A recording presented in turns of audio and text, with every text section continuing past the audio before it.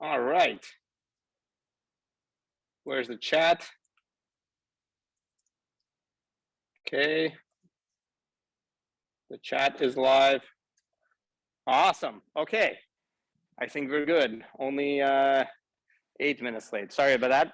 All right. Welcome to the last in-person, the second to last normally scheduled class of CSE 466.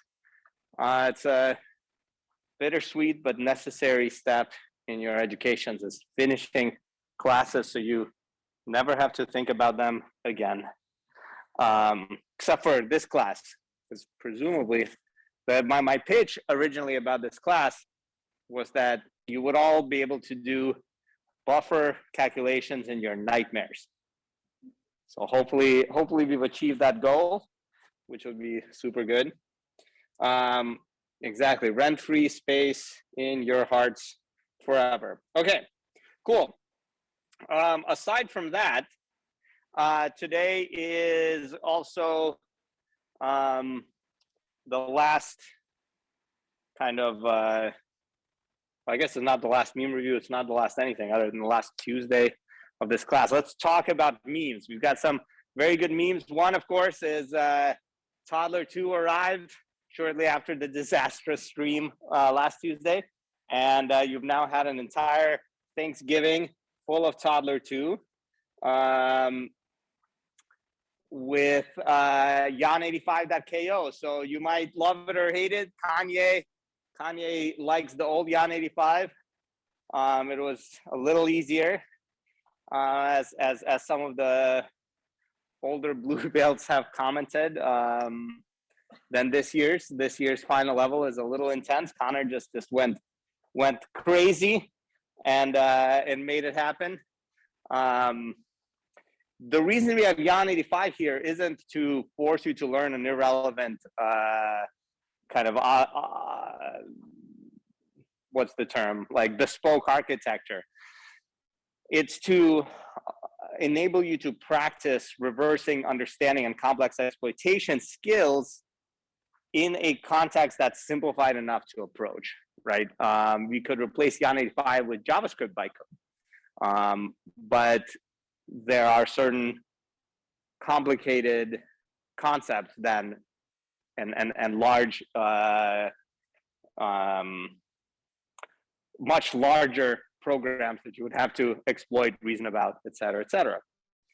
So we have it at Yan85 for maximized fun.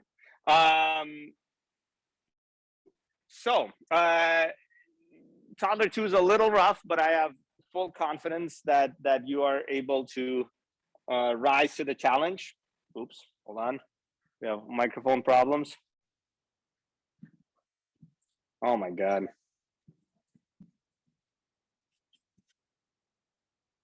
Can I clip this to my glasses? That's just a disaster waiting to happen. What about right here? Nope, right here. There we go. All right, so you will notice that the last, like, how many levels? 4, 5, 10, 11, 12, 13, 14? 13 is the last level? Yeah. So the last 4 levels are Yan85, and that is really to enable you to use all of the skills you learned, not necessarily torture. If you haven't solved the Yan85 level before, and you start tackling them in Toddler 2, I'd highly recommend going back and tackling them in its individual modules, baby rev and so on first. All right. So in general, Toddler 2 has been difficult for many reasons. One of those reasons is Connor sneaking in and fixing your challenges semi-live. So keep an eye on the chals. Sometimes they change because we find issues, right? We try to improve and augment this class every year. So you know, that comes with pros and some cons. And sometimes it is not because of con, it's because someone did something crazy and destroyed the server. The amount of different insane failure modes that we've identified and fixed is crazy. It used to be that pwn.college would go down if your scripts printed too much, but now it doesn't. And then sometimes it's the tooling you use, so be very careful. I mentioned this several times in baby kernel, but it still applies here because of the kernel modules. A lot of tooling is not well designed for kernel modules. Ghidra will make mistakes. Anger management sometimes even makes mistakes. IDA is typically actually shockingly good at kernel modules. Binary Ninja will definitely make mistakes on kernel modules. So be careful. If something really doesn't make sense, look at it through a different lens, a different application. Yeah, and again, if things aren't making sense, just make sure that you're operating on the correct binary. Or you can do what Charco did and use a 0 day to basically start popping crazy chals. It's pretty good stuff. All right. As a reminder, you, of course, should tackle Toddler 2. It's not strictly necessary to get a good grade in the class, right? If you solve the rest of the class, you'll still get an A. I think Toddler 2 is one of what, 14? Yeah, 14 modules. So it's worth 1/14 of your grade, whereas the gap of an A is like 1/7 of your grade or something. So you could potentially completely ignore Toddler 2. I think it's a bad idea. I think Toddler 2 really puts everything together. The last level of Toddler 2 literally uses every single concept, right? It's every single module that you've reviewed squished together into one glorious challenge that is, I think is something that you could see at Defcon CTF, right? At the World Championship of hacking, as you know, and not as the easiest challenge there either. It would be kind of a easy-ish, but not the easiest. But if you really feel that Toddler 2 is beyond you, again, it's not beyond you. You can do it. And one resource that's available to you is the lectures that everyone should always look at.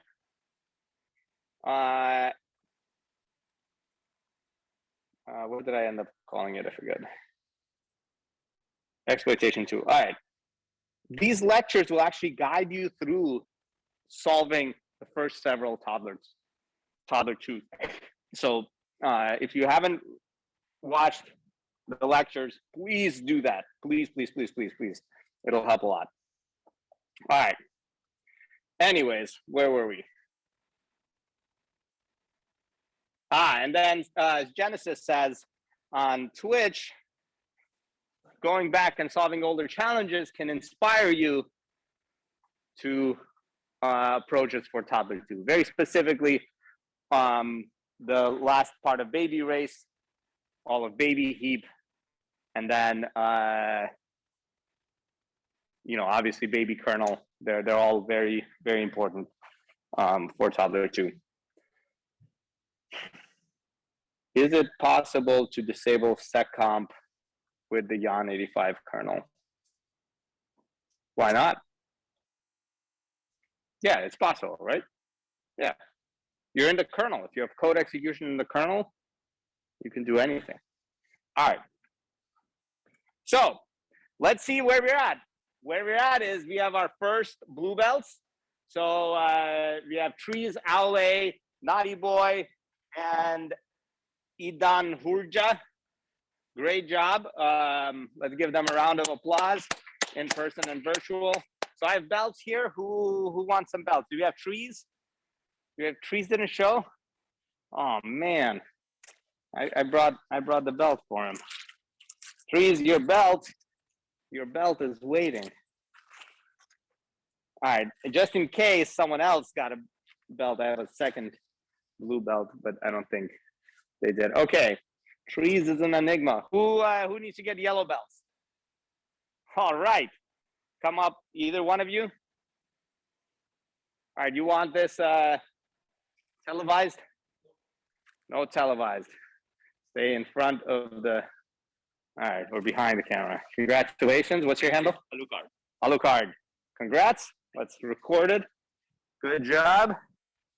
All right. Donkey. You want this videotaped? You don't mind? All right. Here. We'll try to, there, that should be good. Congratulations. Oh, yeah, I don't think it worked. It's all good. All right. Anyone else? All right. So the belts are here. There's no deadline for getting the belts, at least no soon deadline. Donkey is the wall. That's right. We got the wall getting the belt.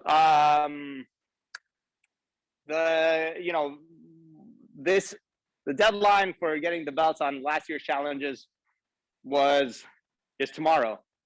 So the deadline for getting these belts will likely be probably actually closer to like August, because otherwise maintaining, we'll see what happens. All right. Cool. So I will actually mail these belts if you guys get belts later after the class is over. And I will probably have a like belt barbecue or something. I'll be on my front lawn handing out belts sometime next couple of weeks, depending on what actually happens with IRL Toddler 2. All right, cool. Oh, no one saw on Twitch, no one saw the belts. Boom, belts. Amazing. Amazing. All right, cool. Let's see. Extra credit, there's 1 weekend of extra credit, CTF extra credit, 1.5 or something, depending on if you're going to take write-ups for that last week. Next week, so this is, I made a graph of the number of students playing CTF per week. We start out super high, and then, but kind of toward the second half of the semester, we peaked again. We have 3 stable CTF teams in the class. Shit, I forgot the name of one of them. I memorized them. I think A2 CTF is the one I'm not 100% sure about. Leaf Turtles and To Infinity and Beyond, which is great. So good job. Those 3 teams have been super awesome and super consistent. I've been super impressed, just super all around. So awesome stuff. There's still at least 1% extra credit left. If you find a team, you can find a team in the CTF incubator channel on the pwn.college Discord. And then you can submit write-ups, and it'll be awesome, and we'll give you extra credit. And I fell behind on approving write-ups. You can assume, unless you hear from me explicitly, that your write-up will be approved. All right, bunch of CTFs. The popular, there's a 2 big popular ones. ICTF is one of the oldest CTFs in the world. It has been running probably for almost 20 years now. Maybe not quite, but it's been running for a long time. And it's this weekend. It's an attack defense CTF. It's going to be very different than what you're used to if you've been playing these sort of standard Jeopardy style CTFs where you grab a challenge and try to exploit it. This is going to be, you're trying to defend your challenges as well as attack. And then 2 other ones listed online. I don't know if these ones that are in Italy and France have in-person or online components, but definitely you can you have a good amount of CTFs to play with. So some more extra credit is available. Speaking of extra credit, we've got a heated battle for first place in helpfulness between Derek and Charco. I'm actually shocked at how close they've been following each other. Oh, hey, so David X Terror says, I remember reading Adam's paper on ICTF. I also have a paper on ICTF co-authored with Adam. So Adam has many, many papers, but yeah, ICTF is good stuff. Adam and I, between me and Adam and Fish, we've combined run probably 7 years of ICTF. It's pretty crazy. But this is ICTF's a UC Santa Barbara thing, which is where we went to do our PhDs. And they've continued running it without us. But it's still every bit as good as when we were there. Don't worry. All right. Anyways, so if you have been helpful, you will get extra credit. The extra credit is on a logarithmic scale. So if you get like 2 or 3 rep, that's already a lot of percent, right? If you're concerned about your grade and you just need that slight push, collaborate with someone on Discord, and then that gets, and then register your Discord with pwn.college. Don't forget that. All right. Otherwise, we are kind of in the final stretch. We're going to do one closing remarks lecture today after this, and then on Thursday we have a guest speaker coming to us to talk about a really awesome exploitation chain that I think now you have the knowledge to understand, which will be super cool. And of course, you've been living exploitation chains all Thanksgiving, or you've been taking some time off for Thanksgiving, which is okay, I guess, but just this once. All right. As a reminder, of course, the fun doesn't end on the 2nd. We'll have the challenges remain open and scoreable until the end of 12/12, and we can't push it any further because grades are due 12/13. But as of 12/12, everyone should hopefully have A+, and it'll be awesome. All right. Is the guest speaker Jan wearing a mustache and trench coat? Maybe. Nice. People reading my papers on Twitch. That's what I like to hear. What do you mean soon?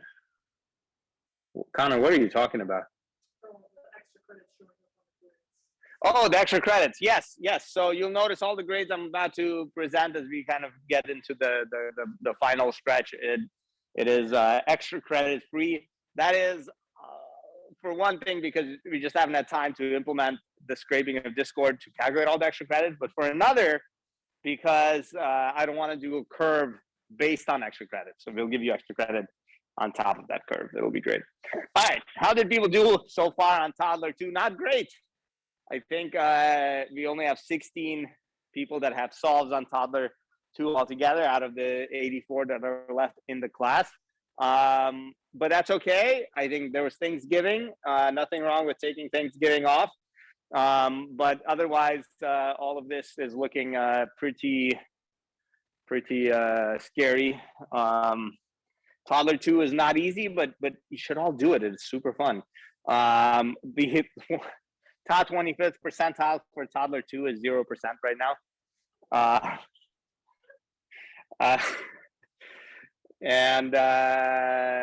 Yeah, this is the grade distribution. It's of course the that doesn't look much better either. The gradient graph. What this has done to grades is a little bit brutal. we had this really nice curve last time, bell curve. This time, it's kind of like a kind of a bad news. What it really did was make A pluses extremely hard to get because we don't curve A pluses, and you need Toddler 2, at least a lot of it, for that A plus. I have one person with an A plus right now, and of course that's trees. But this is before extra credit and before the curve. Before I present the curve, I haven't increased it unlike last time, but just remember, last time I increased it. I'm going to remind you to eval the class. Please eval the class. The evals are very important. They're still open. The ASU evals are still open until the 2nd.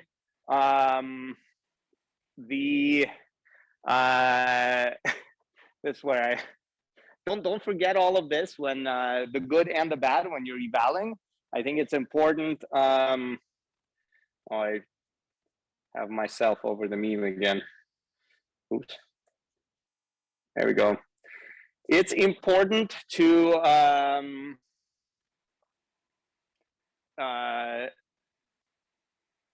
get these evals. Important for me to see what I can and should do differently, and important for the administration to see how great or bad I am, and the courses. If especially the very high workload, that can be a very good justification for broadening the security curriculum, adding more courses, splitting this course into multiple courses, stuff like that. Awesome. If, for example, you think that the security-minded way of teaching operating systems is a good way to do it, might be worth a mention. But whatever your actual honest feedback is, do it. Usually I help sweeten the pot by bringing pumpkin pie, but I totally dropped the ball this year. There's actually enough that we could probably eat it. Damn, I should have made pumpkin pie. Oh, maybe next time. All right. Anyways, otherwise, aside from ASU's eval, go on Rate My Professor and write an eval. It doesn't have to be a great eval. It's fine. If you got the 1.5, that's okay. If that's honest feedback. More feedback is good. What I tried this time, if you remember, like the very first lecture, I actually pulled up Rate My Professor for a second. But everyone's saying Jan is awesome, and then there's like 2 or 3 that say Jan is not awesome. A good representative sample of what people truly think will be helpful for future students. Because in the end, we want to move fast, get awesome concepts across, and teach you all cybersecurity, but we want everyone in future classes to come into this with eyes wide open for what it means. To everyone also, aside from the ASU eval and the Rate My Professor, we'll be sending out tonight. I already have it even completed. I'm just gonna perfect it and send it out, a feedback form for like in-depth module level feedback. Whenever you are done with pwn.college, fill it out and let us know. There's a lot of it, but it'd be super useful, especially to know like, hey, are there some concepts that we're missing? Are things too hard? Are certain modules, way too easy, etc. All right. So let's look at the curve. All right, so the curve suffered a little bit. Our beautiful bell curve is a little bent out of shape. Trees is holding up. Actually, I'm not supposed to reveal grades, but I guess you can definitely tell it from the scoreboard that a person with a alias of trees, whoever that is, has solved everything and has a blue belt, and they're an ASU student. That's gonna get me fired. All right, anyways, luckily that's just an alias, but the curve has suffered. We're not going to change the curve. This will be the curve, but there'll be extra credit added on top of it. And at this point, the extra credit is pretty significant. Like I said, if you've been playing in CTFs every weekend, at this point, it's equivalent to 2 modules, right, of extra credit. All right, yeah, so this is curved without extra credit. What has me worried are these EUs. These are students that have not done any of at least three modules. I just realized I should probably exclude Toddler 2 from that, maybe Toddler 1 even. I don't like giving EUs, but please just solve some levels. You have it till the 12th. It'll be super fun. All right. Other than that, as a reminder, I am happy to give out I-grades if you've run into difficulties. If you run into like serious emergencies that prevent you from reaching the I-grade kind of minimum requirements, let me know. If it's an actual emergency, this isn't meant to be a limiting factor. It's meant to be an enabler for I-grades. So yeah. Awesome. Okay. Other than that, we have full steam ahead. Toddler 2 is due at on the 2nd for full credit. After that, you get partial credit of 100% until the 12th. Everything else is 50% credit until the 12th, except for Embryo IO, which is 75% credit, but there's a lot of it. Any questions?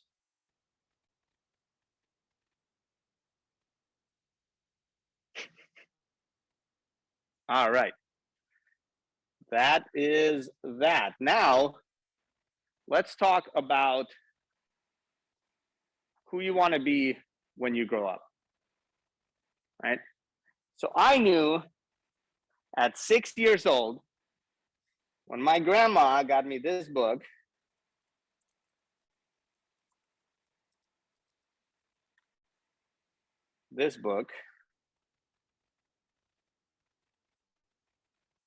well, that's not helpful. Yeah, this book, I knew that I wanted to be a computer scientist. I didn't know what that meant at the time, but this is an awesome book about computers. It has a cat named X, and it has a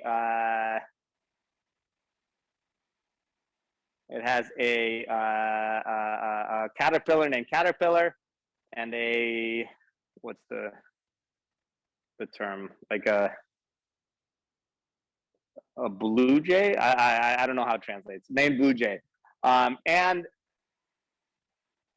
this set me on the path to that eventually led to cybersecurity when I was 6.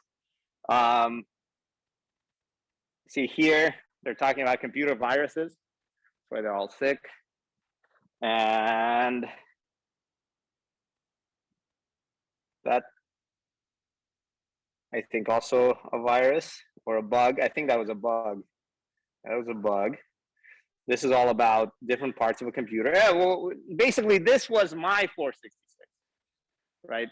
As a kid, and it ended up with papercraft computers.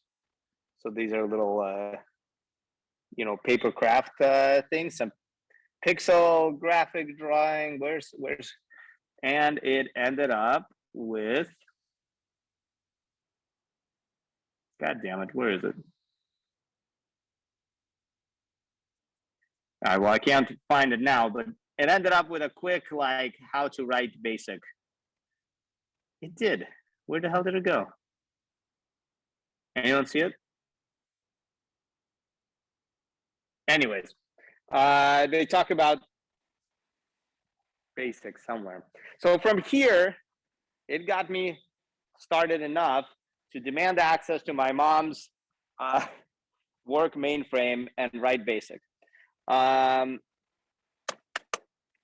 am hoping that this class got you started enough to take your next steps in a direction that will lead you all to be hackers, jetting around the world, exploiting evildoers, but something along these lines. But let's talk about what that can look like. Right, so now you know all of this about security. And honestly, this isn't me pulling my own chain. You know a lot now about system security. Enough that using this knowledge, you're competitive for jobs in cybersecurity, right? And if that's something that you are interested in through whatever path we talk about, let me know and we'll talk. So in this lecture, I want to show several potential routes forward in your journey with cybersecurity, and to get you started in whatever direction sounds interesting. All right, and this all assumes that you still want to be a hacker. That this is this class is at least partially as effective as Professor Fortran's encyclopedia. So first of all, security. This is kind of actually a controversial statement as of late, but security is a passion, right? You need to keep learning to stay up to date in security, because the world will keep changing and security issues will keep changing. And you need to continue to learn, not just to increase your current skill, but to keep it relevant over time. So how do you keep learning, given the base that you've established for yourself in this class? Right, well, one is CTF. We just talked about CTFs. CTFs are amazing at forcing you to stay up to date with the cutting edge, right? That's the true reason to participate in cybersecurity competition. It's fun, it's high profile, which also has career aiding implications and so forth. But more than anything else, it keeps you at the top of your game, and that's critical, right? The resources are the same as you've used in this class. Use CTF time to know what CTFs are ongoing. Keep your team together, whether from this class or ASU's hacking team, or just your friends, or people that you meet on Discord, on the pwn.college Discord in CTF Incubator channel. And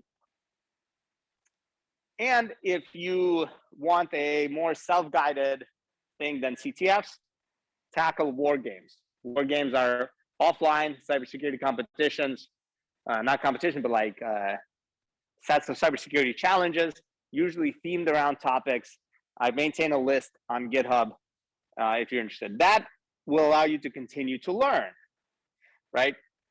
Then, as you participate more and more in cybersecurity competitions, you can do crazy stuff like tackle the kind of world championship of hacking at Defcon in Las Vegas. So some of the people in this room have already been there. So who here has been to Defcon in Las Vegas? There's 3 people, yes, that have been there. So super pro people, and you can continue and you can get there too. Our group, in part of ASU faculty, previously hosted these Olympics. We actually retired last year, and now the new organizers are being sought. But that's one next step. It's very fun. This is actually a picture from 3 years ago, 2019, pre-COVID, obviously. And this is, that's the president of the ASU hacking club right there, competing at Defcon CTF with a bunch of other top hackers there. See what we got.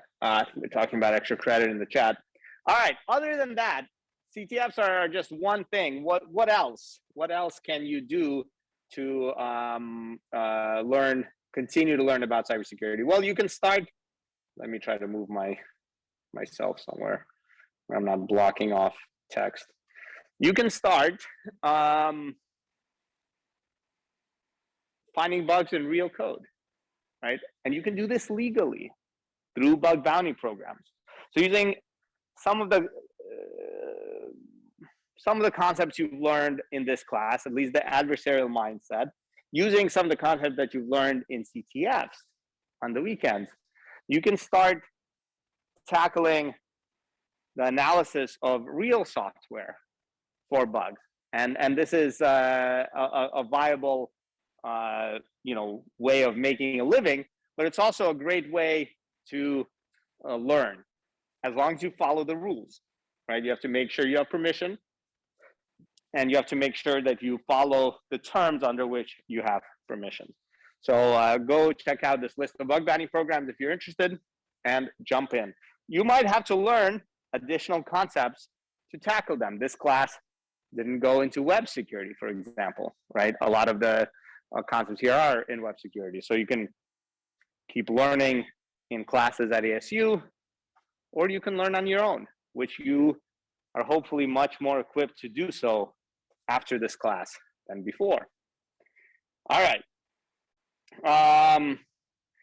There are, in the chat, just came up that Apple is kind of stiffing bug bounty researchers lately. The bug bounty system is not perfect, but unless it's your like main kind of way you're making a living, the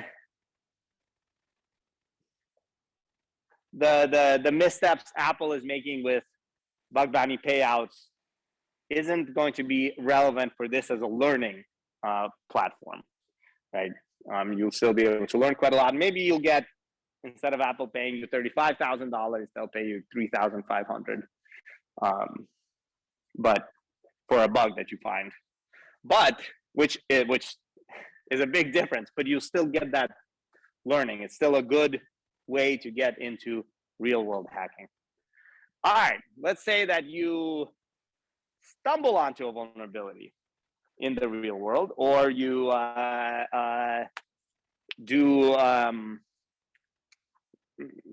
you find a vulnerability outside of the context of a bug bounty program. What do you do? Well, what you don't do is exploit it in the wild. That's illegal. Going to get you arrested. You'll get sent into some cyber prison where no one will ever hear from you again. No, I don't know, but it's bad. Don't do it. That's as you remember from the cybersecurity ethics lecture at the very beginning, don't exploit vulnerabilities in the wild. So what can you do with a vulnerability that you find? Well, one, you have an option to just drop it on Twitter. People do that sometimes. It can also open you to legal liability that impacts actual people in a real way, which most vulnerabilities do. So don't do it. Full disclosure is kind of out of vogue nowadays. It used to be the case. It's still resorted to sometimes when a company doesn't respond to a vulnerability report in a reasonable time frame. But I would strongly recommend against doing that. What you should do is tell the company responsible for the software or the service or whatever, and give them a chance to fix it, right? This is the right thing to do in terms of not causing havoc for people running this software, giving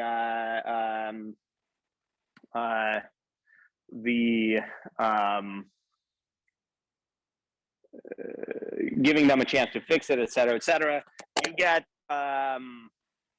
rewarded with a very cool like little CVE entry that says, hey, such and such a person found such and such a bug. let's find, who the hell is this? Lot fees a day. Cool. Anyways, let's look up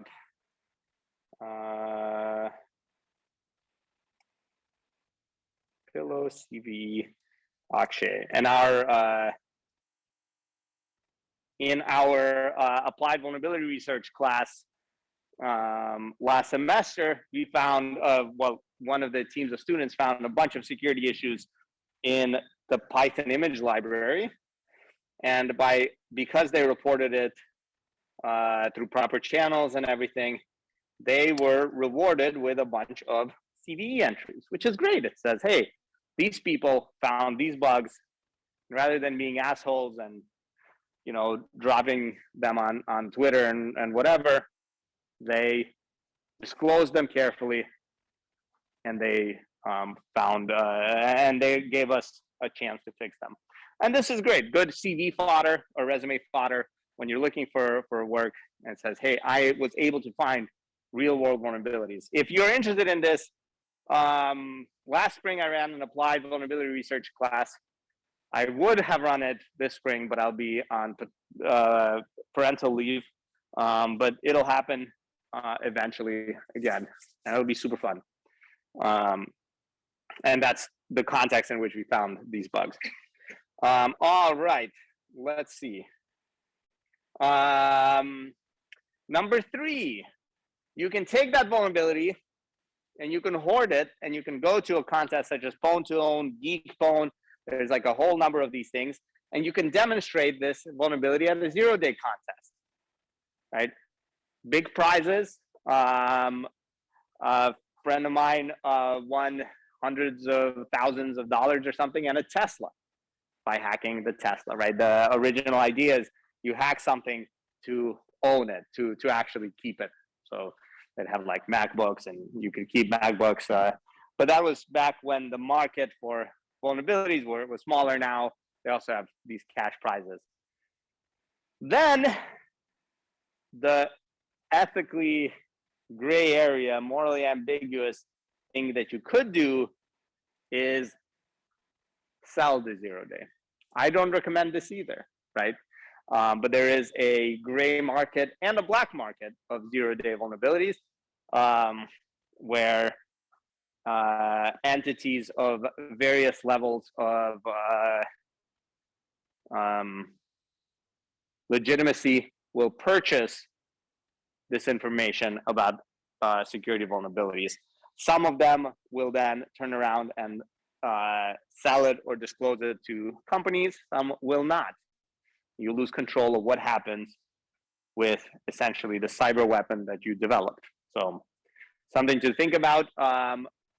Not technically illegal, but definitely a very murky area in this space. So on Twitch, someone just said, yeah, ZDI is one such company, the 0-day initiative, that will pay you for a 0-day and then disclose it safely to the vendor. Morally unambiguous, also lucrative, right? And then there are people that that make a living like this, as we will discuss next. All right. Oh yeah. So when I do run again the applied vulnerability research class, I'll keep it open to anyone that has earned a blue belt. It'll actually be a little different next year. It'll have the extended baby auto material in the beginning, open to the world, and then there'll be a closed to just ASU student session of actually finding bugs in real software. All right, so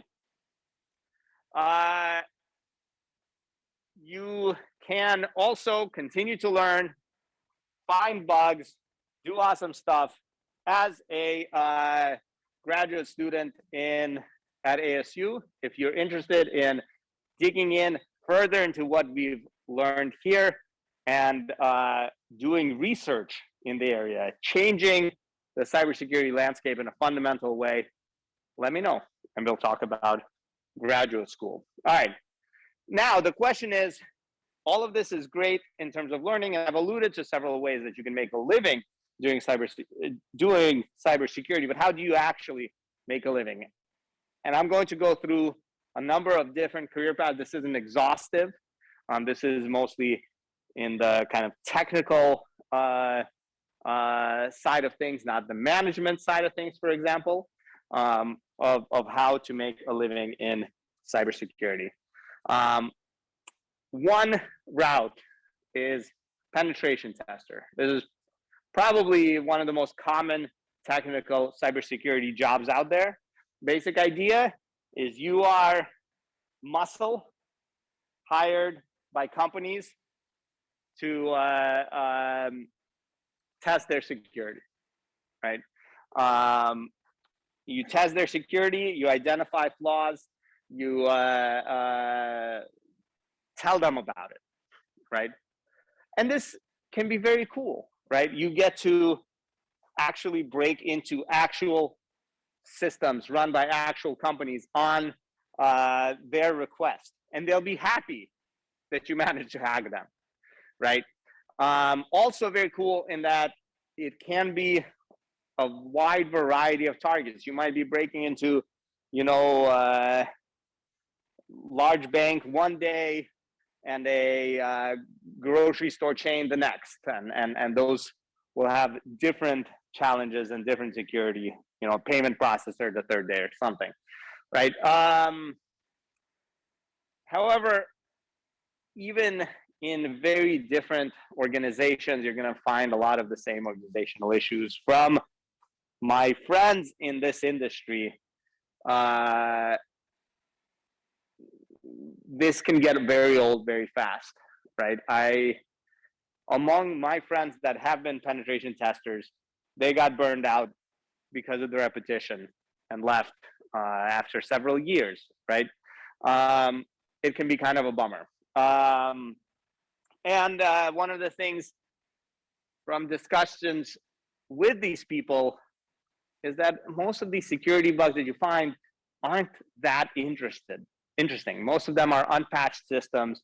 Most of them are, just really, really obvious configuration problems, et cetera, and you have a lot of pressure to write these reports, to deliver results, and that can, depending on who is doing this, can be tricky. The type of tooling that's mostly used is different than what you have done in this class. It's mostly discovery, network scanning, vulnerability scanning, not vulnerability analysis like you've been doing in this class. A local example of where you could work doing this sort of work is Bishop Fox, very large security firm with a presence in the Valley, several others as well. That's one kind of a very popular career trajectory in cybersecurity is the penetration tester. Another one that is a little different is an in-house security engineer. And in fact, this is what I did when I graduated undergrad, before I went back to graduate school.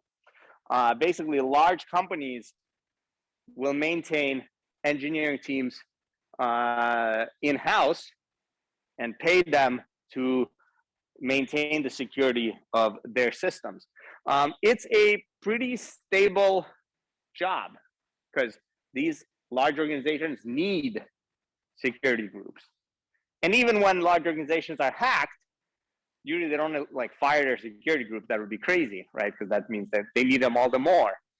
So it's actually a very, very stable gig unless you're like the manager. If you're the manager of Target security operation, Target gets hacked and leaks another 2 million credit cards, you're likely losing your job. But if you're, the team running their network operations center, or security operations center rather, you're likely, maybe that would be even good for you to be given extra resources. I don't know. Anyways, it's depending on specifically what you do and so forth, you might have enough time without a lot of pressure to just investigate security problems. The bummer is that, and this was also my experience, if you're security engineer in-house for one company, you're looking at that company's systems and products. And that can get old, right? For me, about 4 years after I started, it got actually quite old. Sometimes security is not very valued in companies. I think this is getting less and less so, but definitely 5-10 years ago, maybe 10-15 for sure, security was often seen as an afterthought and funded like an afterthought, and much less powerful than, let's say, the marketing department. Now security is much more visible. Hopefully this is no longer the case. So the tooling that you use here, looking at internal systems, stuff like custom and off-the-shelf fuzzers for tools for the systems that the company you're working for runs, code auditing tools, stuff like that. And the example is any sufficiently large company. I worked for a large US bank between undergrad and grad school as an in-house security engineer. And it was quite a cushy job if you're interested in something like that. All right, another route is working for the government. Some of you are in the what does SFS stand for? I just went blank. There's a scholarship we have. Anyway, some of you are in the scholarship that will fund your university. Yes, scholarship for service. Thank you. That'll fund your university time in exchange for working for the government. Some might want to go and help keep your country's government secure for patriotic reasons.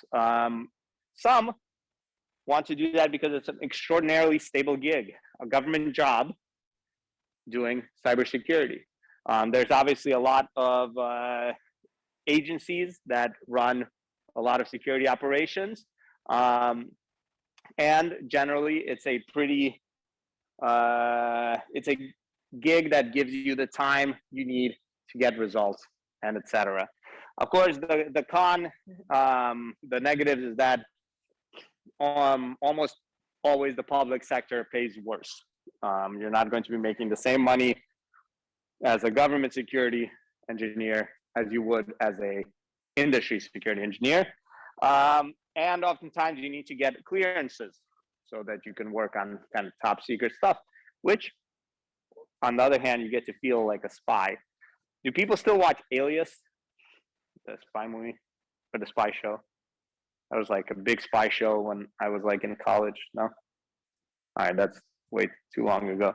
Alias was pretty cool. It was all about secret stuff, but you could be like, you know, the next, all right. Anyways, so tooling used, very similar, you know, techniques and tooling to like an in-house security vulnerability person. You're looking at specific things, finding bugs, trying to patch them, et cetera, keeping the country safe. All right.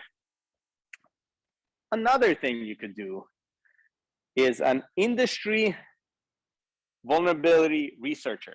So there are companies that work with clients or let's say with and without their consent in certain cases to find vulnerabilities in the products of other software vendors, not in deployed systems of a bank or something like a pen tester, but in Google Chrome or in iOS or in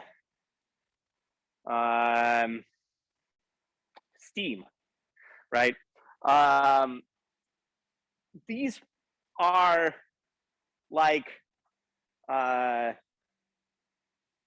cybersecurity rock bands, groups of extremely elite people finding bugs, analyzing huge amounts of targets, and then disclosing that either to the company and then later publicly, or sometimes with big drama, just dropping it on the open internet.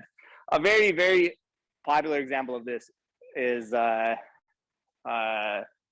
Google Project Zero, right? Another very popular example is ASU's Applied Vulnerability Research class.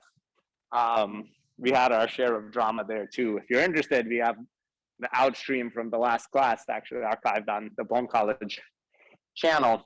And again, tooling there is what you've been doing, but instead of Toddler 2 level 8, it's Google Chrome, right? All right, awesome. Then the best job, of course, cybersecurity professor. You get paid really badly. Academic bureaucracy will easily outstrip any potential company or government politics you can imagine. And there's an enormous amount of pressure, no time, but you get full academic freedom. Eventually, you can't be fired if you somehow manage to get tenure. And you get to stay on the cutting edge and constantly collaborate with tons of brilliant, motivated students that then in turn go into academia and get eaten by the system. And the other awesome thing is you have an extremely strong legal umbrella. So I've done research into breaking digital rights management and automatically stealing Netflix movies. And because I was doing this as a security researcher at a university, I didn't have to worry about getting fucked by the DMCA, for example. Unfortunately, the tooling, this is the one management level job that I'll talk about. The tooling is mostly management shit. Google Slides, every once in a while, IPython and Pwn tools, and LaTeX. Who here has used LaTeX? I'm sorry to hear that. Yeah, it's very good stuff. All right. So if you're interested in these sort of routes, let me know. It's interesting stuff. And finally, you could be a freelance hacker. So these bug bounty programs, the Pwn to own, the shady and not so shady companies, you can do this on your own. You can be like a cybersecurity rock star, but self-made,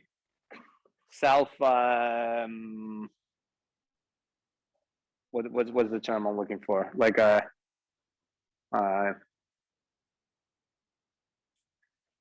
what's the term I'm looking for? Anyways, freelance hacking. You can find bugs in software. You can demonstrate it at cybersecurity competitions, and you can be very, very cool. Let me show you one example of this, and hopefully this will work. Uh-oh, hold on.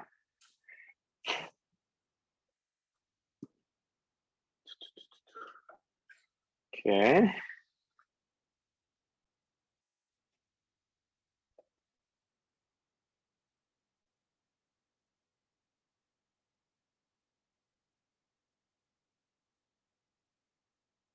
Why are we, okay, there we go.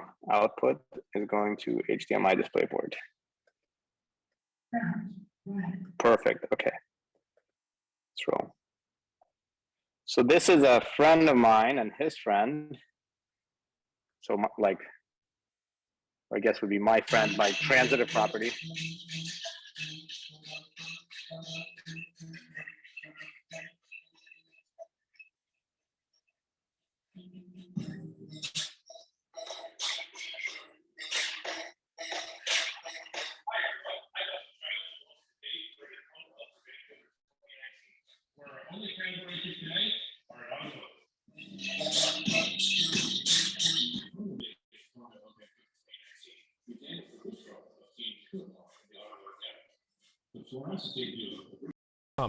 had quite the crowd as they entered the Tesla Model 3. After a few minutes of setup, they successfully demonstrated their research on the Model 3 internet browser.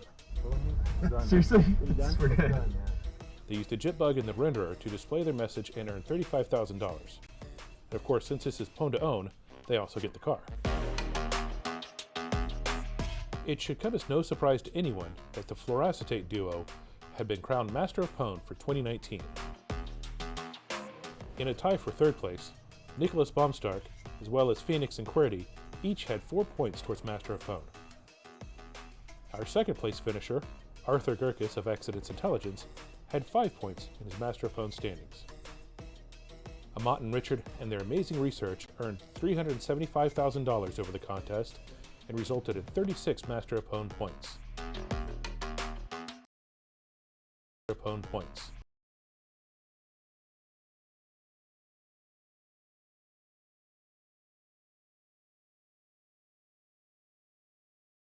Boom. All right, this should be, there we go. All right, so basically, this is Amat in the center right there. So he actually dropped by the chat, the stream, like last week or the week before to say hi. Him and his partner demonstrated a full like end-to-end exploit against taking over a Tesla. And as you heard, won $375,000 and the car, right? I don't know how they got the car back home because this was in Canada, and I don't think either of them actually live in Canada, but yeah, so it's definitely a very viable, thing. But now, of course, it's kind of like, sports stars, right? These are the best of the best in their field. Of course, they can make a living. It's not easy to do, to make a living doing this. But it's possible. I know quite a few people that do this as a freelancer. You're your own boss, et cetera, et cetera. The problem is there's no safety net. If you don't find a bug, you don't eat. There is no legal umbrella, right? If I screw up as a professor, there's an entire university that will fight for my right to do research. Or not if I screw up, let's say, but if I piss off a large company in the course of doing research. But freelancers have no such legal protection. And in fact, you can see this whether deserved or not in recent news with what is going on with NSO. Whoa, my CPU usage is really bad. So if you look at NSO Group, and probably it's certainly made it to Wikipedia by now. NSO is a company, so not freelancers. It's more like these vulnerability analysis companies that used to find bugs and then create essentially cyber weapons to be able to take over and maintain presence on target devices. Unfortunately, they sold these devices or these cyber weapons essentially to kind of shady groups. And some of their tools, for example, were used to very definitely violate human rights, right? They've recently been sanctioned by the US government, sued by Apple. I don't know which one's worse. And are even in a lot of trouble in their home country. There's just like a whole lot of stuff, right? Obviously, that is a